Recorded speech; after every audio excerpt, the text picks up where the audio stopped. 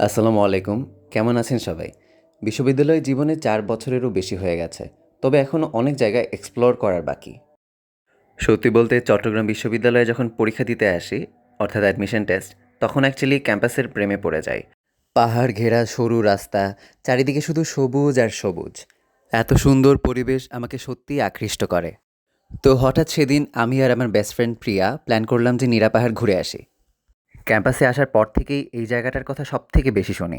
তবে সবথেকে সুন্দর লাগে যখন কিনা বর্ষার সময় হয়, অর্থাৎ শরতের আগ মুহূর্তটা। এতটা সুন্দর হয়ে যায় এই জায়গাটা, কিন্তু এখন বেশ রুক্ষ এবং খরা খরা ভাব ছিল। সবথেকে চূড়ায় উঠে চারপাশটা দেখতে এত সুন্দর লাগে এবং হালকা বাতাস ছিল। আমরা দুজন এখানে বসে মৃদু বাতাসটা খুব উপভোগ করছিলাম। তারপরও আমাকে কিছু ভিডিও বানিয়ে দিল, আমি কিছুক্ষণ নাচলাম। আমাদের প্ল্যান আছে আমরা সব বন্ধুরা মিলে বর্ষার সময় অবশ্যই এই জায়গাটা আবার ঘুরতে আসব।